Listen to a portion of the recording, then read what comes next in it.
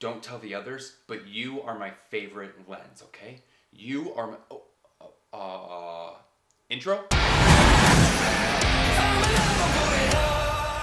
So today I'm doing a review on the GH5 Lumix camera and the 7.5mm Laowa lens. Don't know if I said that right, but I am doing a official, completely handheld video of a jeeping, off-roading, driving around big heavy rocks thing. I actually left my Zion Crane 2 gimbal at home, so I wasn't tempted to pull it out for this video. So what you see is what you get. This is all handheld. I'm really excited. The whole entire video is going to be shot on the 7.5mm lens at a 22 aperture, 100 ISO. Let's go.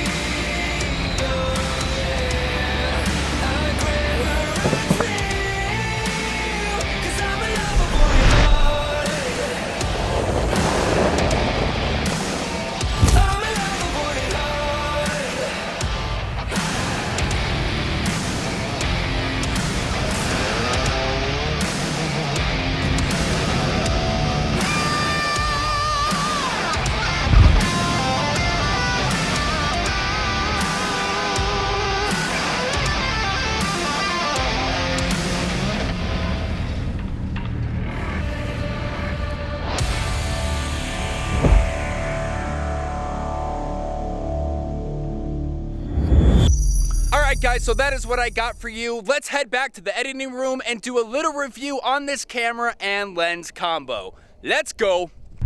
Alright, and we are back. For me personally, the GH5 has to be one of the best handheld cameras with stability that I've ever used in my life.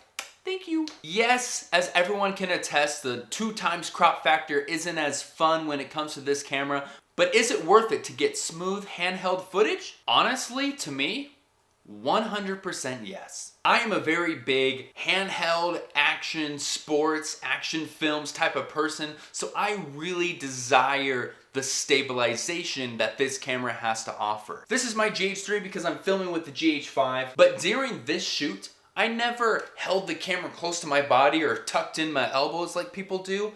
I was literally like this.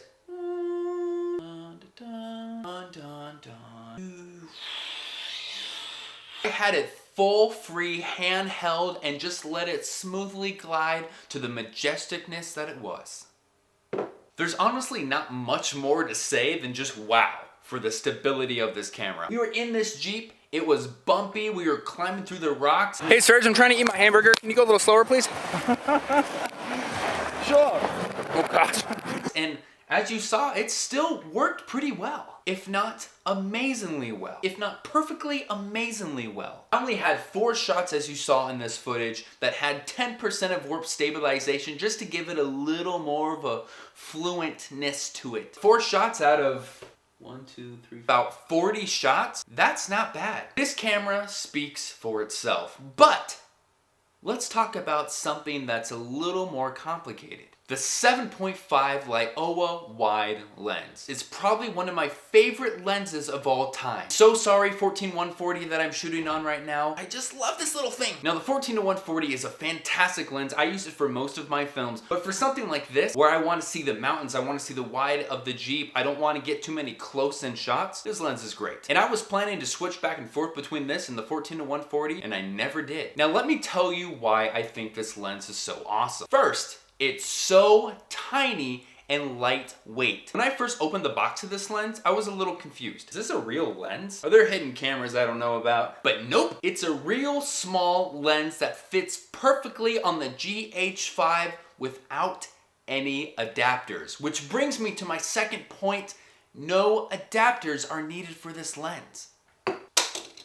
I'll use my GH3 as an example, just like that. The lens is on there. I really love not having to screw on an adapter like you have to do with this little one right here. Note, if you're planning on doing a lot of real estate type of videos, then this lens is absolutely wonderful. I was using the 14-140 a lot for real estates because it's the only lens I had, and it was so zoomed in. I didn't realize how zoomed in and how bad it looked until I got this puppy right here. The 7.5 turns into about a 15mm lens, which is perfect for getting wide shots. I would say that this lens is about as wide as you can make it without having those kind of curves or that fisheye look. So well done, lens, well done. Next, I really love the aperture on this. Now for this video, I used a 22 because I wanted to get the mountains in the background, I wanted to get the Jeep, and if I was to go to a 2, I would need a polarizer of some kind for this lens because it was really bright outside. So I stuck with a 22, an ISO of 100, and this lens just